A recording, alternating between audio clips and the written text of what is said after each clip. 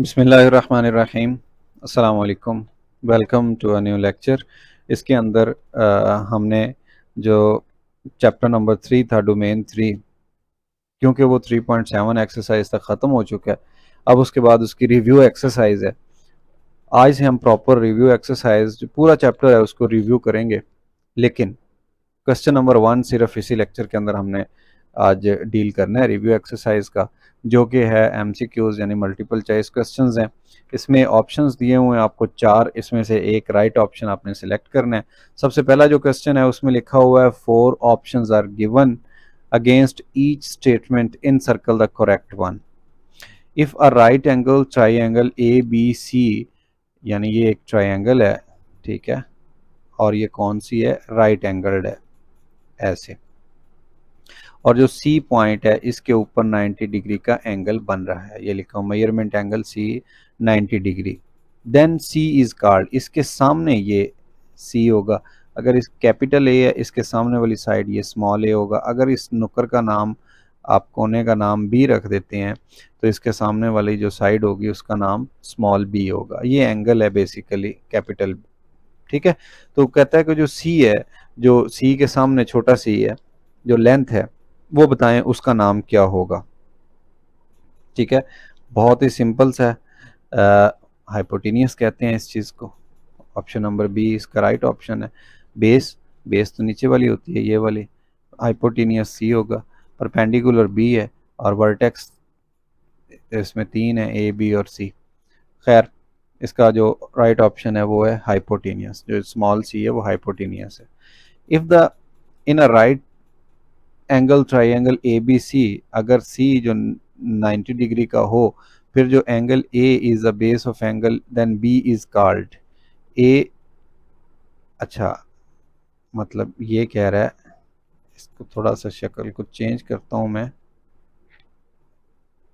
ये तो वैसी आएगी, 90 डिग्री के ऊपर है जनाब सी, और सामने उसके सी आ जाएगा। And angle is the base, A angle, ये वाला जो एंगल है ना, ये बेस नीचे है ऐसे। देन बी इज कॉल्ड, अब देखें ये फिर बी रह जाएगा पीछे, कैपिटल बी। ये 3 वर्टेक्सेस वर्टिसेस आ गए हैं, इसको एंगल भी हम कहते हैं। ए के सामने ये वाली साइड स्मॉल ए है जो कैल्टीट्यूड है, बी के सामने वाली जो साइड है ये वाली, अब ये वाली बेस है। तो पूछ रहा है कि जो स्मॉल बी है वो क्या होगा, फिर वो बेस ही होगी। ऑप्शन नंबर ए सही है। तीसरे में कह रहा है in a right angle triangle the side opposite to the right angle is called, opposite, ये राइट एंगल है, इसके सामने जो होती है अपोजिट होती है वो क्या कहलाती है, वो हाइपोटेनियस कहलाती है। परपेंडिकुलर नहीं होता, बेस नहीं कहलाती, राइट एंगल नहीं कहलाती, बल्कि हाइपोटेनियस कहलाती है। इसके बाद आते थे पार्ट नंबर 4 में लिखा हुआ an arc whose measure is less than 180 degree is called. ये देखें, ये जो एंगल होते हैं ये हम पढ़ते हैं, यहाँ पे 30 का एंगल होता है, फिर 60 का होता है, यहाँ पे स्ट्रेट हो तो 90 का होता है, 120 का होता है। वो कह रहा है कि एंगल स्टार्ट हुआ है 0 से और वो 180 से कम है, ठीक है। उसको क्या बोलेंगे, minor arc, major arc, arc length या सेक्टर एरिया। अच्छा सॉरी, एंगल नहीं था, ये आर्क थी, आर्क, ये दायरा है, ठीक है। इसके अंदर an arc whose measure is less than 180, ये जो है लाइन ये 180 की है। अब 180 से कम जो आर्क है, यहाँ से माने के यहाँ तक आ गई ये वाली ऐसे, ये वाली जो आर्क है इसको माइनर आर्क बोलेंगे। ये माइनर है, और ये जो बड़ी वाली साइड है ये मेजर है, ठीक। आर्क कहते हैं दायरे के 2 टुकड़ों को, एक टुकड़ा ये छोटा है इसको माइनर बोलेंगे, और एक ये बड़ा टुकड़ा है इसको मेजर बोलेंगे। दोबारा पढ़ लेते हैं, an arc whose measure is less than 180 degree, जो 180 से कम होगी उसको हम क्या बोलेंगे, माइनर आर्क, ठीक है। फिर उसके बाद आ गया पांचवा जूस। पांचवें जूस में क्या है, a straight line that touch a circle at a single point externally is called. ये देखें ये दायरा है, अगर बाहर से कोई लाइन ऐसे टच करके गुजर जाती है तो इसको उर्दू में कहते हैं ममाज और इंग्लिश में कहते हैं टेंजेंट। टेंजेंट कहलाएगी भाई, ठीक है। The perpendicular distance from base to the apex in a pyramid is called, ये देखें ये पिरामिड है, इसके पीछे एक ऐसे ट्रायंगल और होगी, ऐसे होगी। ये पिरामिड 3 पॉइंट आई थिंक 2 या 1 एक्सरसाइज के अंदर पिरामिड के बारे में, नहीं सॉरी 3.3 एक्सरसाइज के अंदर डिटेल के साथ हमने पिरामिड्स को सॉल्व किया है। तो वहाँ आप देख सकते हैं जो मैंने पिरामिड के वहाँ पे आपको इलिस्ट्रेशन की है, जो आपको मैंने दिखाई है वहाँ पे, आप बेहतरीन तरीके से वो समझ सकते हैं। लेकिन फिर भी हमें यहाँ कह रहा है perpendicular distance from base to the apex, यानी कि ऊपर किनारे से लेके सेंटर तक का जो फासला होता है बिल्कुल स्ट्रेट सीधा, उसको क्या कहते हैं, उसको कहते हैं एरिया। नहीं, लेटरल सरफेस एरिया नहीं, ये भी नहीं है, पहला भी नहीं है। स्लैंट हाइट ऑफ पिरामिड नहीं, स्लैंट तो होती साइड वाली तिरछी, वो कह रहा है सीधी है। परपेंडिकुलर डिस्टेंस, परपेंडिकुलर का मतलब होता है सीधा, तो भाई उसको एल्टीट्यूड बोलेंगे। छठे का ऑप्शन नंबर डी ठीक है। उसके बाद सातवें में आ जाते हैं। सातवें के अंदर अगर हम देखें, लिखा हुआ है the volume of pyramid is always dash of prism. हाँ, ये प्रिज्म है, छठी क्लास के अंदर भी है प्रिज्म, सातवीं के अंदर भी है और आठवीं में भी इसका जिक्र है, ठीक है। अगर इसका हम तीसरा हिस्सा ले लें, यानी 1/3 ऑफ प्रिज्म वॉल्यूम,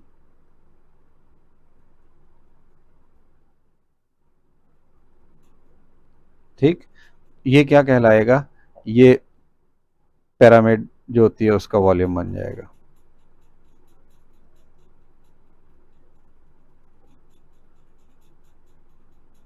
पिछले लेक्चर के अंदर भी हमने इनको यूज़ किया है जब हम 3.7 एक्सरसाइज सॉल्व कर रहे थे, और इससे पहले 3.3 एक्सरसाइज के अंदर भी हमने यही फार्मूला यूज़ किया है। तो से ये होगा 1/3, यानी ये 1/3 है ना, तो इसको बोलेंगे 1/3।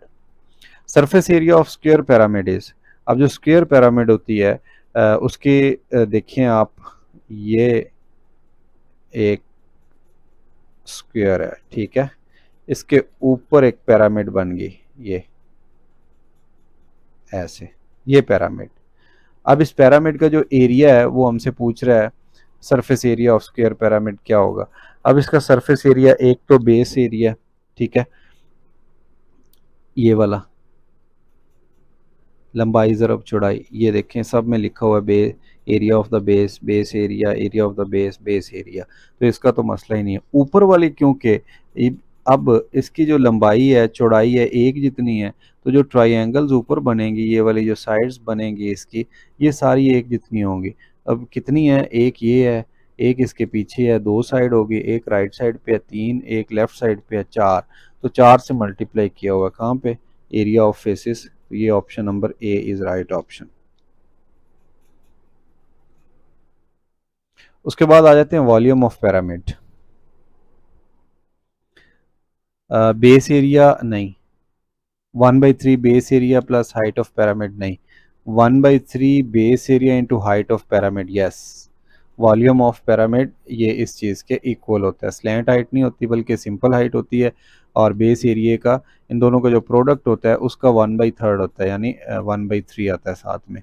नहीं, ये भी नहीं है पिरामिड के केस में। उसके बाद आ गया surface area of sphere. Sphere किसको कहते हैं, फुटबॉल को। अब एरिया की बात कर रहे हैं ना, सरफेस एरिया, तो एरिया के लिए 4πr² है, वॉल्यूम के लिए 4/3 है। वॉल्यूम ऑफ कोन, अब जो कोन होती है, इस कोन का जो वॉल्यूम है हमने ये निकालना सीखा हुआ है, एक्सरसाइज आई थिंक 3.4 है, जो टोटली रिलेटेड है वॉल्यूम ऑफ कोन से। तो वहाँ पे एक फार्मूला जो बार बार हम यूज़ करते रहे हैं, वो क्या था, 1/3 area of base plus height, नहीं प्लस तो नहीं आएगा, ये नहीं है, 1/3 area of the base into height, volume of cone, area of base into height, जी बिल्कुल यही वाला है, ये प्लस आ गया लिहाजा ये नहीं है। 2/3 ऑफ वॉल्यूम, 2/3 है ही नहीं कोई भी formula, so 1/3 area of base into height is the right option. फिर उसके बाद circles with a common centre and have different radii are known as, ये देखें एक सर्कल ये है, इसका ये सेंटर है, और एक ये बड़ा सर्कल है, इसका भी यही सेंटर है, इसका रेडियस स्मॉल आर है, इसको हम कह देते हैं कैपिटल आर, दोनों के रेडियस का डिफरेंस है। फिर ये एक दूसरे के क्या कहलाएंगे, इसको बोलते हैं कॉन्सेंट्रिक सर्कल्स। ये जैसे प्याज होता है, अगर प्याज को आप दरमियान में दो हिस्सों में काटें तो आपको इस तरह के बहुत सारे ऐसे कॉन्सेंट्रिक सर्कल्स नज़र आते हैं, तो उसके लिए वर्ड यूज होता है कॉन्सेंट्रिक। सेंटर नहीं होता, सेमी सर्कल नहीं है, कॉर्ड नहीं है, कॉन्सेंट्रिक सर्कल्स होते हैं वो। 3 times volume of a cone is equal to, अच्छा जी,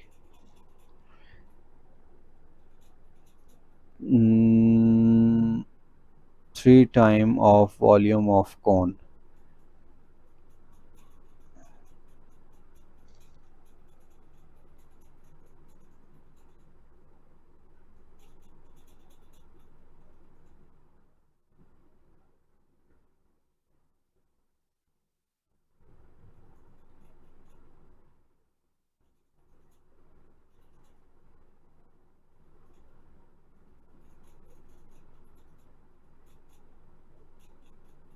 बेस एरिया होता है कोन के केस में, ये कोन है ना, तो ये सर्कल है, ठीक है। अगर इसको उल्टा रखेंगे तो ये इस तरह से बन जाएगा, अब ये बेस है, इसका एरिया निकालेंगे तो बन जाएगा पाई आर स्क्वायर, और उसके साथ हाइट मल्टीप्लाई हो रही पाई आर स्क्वायर एच। ये होता है सिलेंडर का, सिलेंडर का वॉल्यूम होता है, volume of cylinder pi R square H. तो जो 3 टाइम होता है कौन का वॉल्यूम, वो बराबर होता है वॉल्यूम ऑफ सिलेंडर, या आप यूँ कह लें सिलेंडर का जो तीसरा हिस्सा होता है वो कौन का वॉल्यूम होता है। सेकेंड लास्ट पार्ट है, a composite 3D figure is a 3 dimensional figure made up of basic 2D figures, 3D figures, 2D and 3D figures। तो इसमें ये ऑप्शन ज़्यादा बेस्ट है। वैसे तो 3D लिखा हुआ था, लेकिन क्योंकि 2D जो होती हैं वो भी हम ऐड कर सकते हैं, ये वाला बेस्ट ऑप्शन है। उसके बाद आ गया आर्क लेंथ। ये आर्क लेंथ जब चैप्टर स्टार्ट हुआ था, शुरू में ही हमने इसके बारे में पढ़ लिया था कि आर्क लेंथ किस चीज़ के बराबर होती है। ये x/360 into area of circle, नहीं x/360 प्लस 2 पाई आर, नहीं नहीं, प्लस में तो है ही नहीं formula, x/360 into 2 pi R, 2 pi R, और एरिया ये प्लस में आ गया, ये भी नहीं है, ये बेस्ट ऑप्शन है, ठीक। x/360 total into 2 pi are, हाँ ये लेंथ, आर्क लेंथ इस चीज़ के बराबर होती है। तो ये जनाब हमारी जो एक्सरसाइज थी, रिव्यू एक्सरसाइज, उसका पहला क्वेश्चन, जिसके अंदर मल्टीपल चॉइस क्वेश्चंस थे, मैंने आपको इनको सॉल्व करके इनके आंसर्स बताए हैं। आप इनको अच्छे तरीके से समझ लीजिएगा। किसी भी किस्म के प्रॉब्लम की सूरत में आप मेरे साथ डेफिनेटली कांटेक्ट कर सकते हैं। मेरा व्हाट्सएप नंबर गिवन है, यूट्यूब का कमेंट सेक्शन आपके सामने हाजिर है। किसी भी किस्म के प्रॉब्लम की सूरत में आप कमेंट कर सकते हैं, पूछ सकते हैं। अपना बहुत सारा ख्याल रखिए, अपने दोस्तों के साथ शेयर कीजिए। अल्लाह हाफिज़।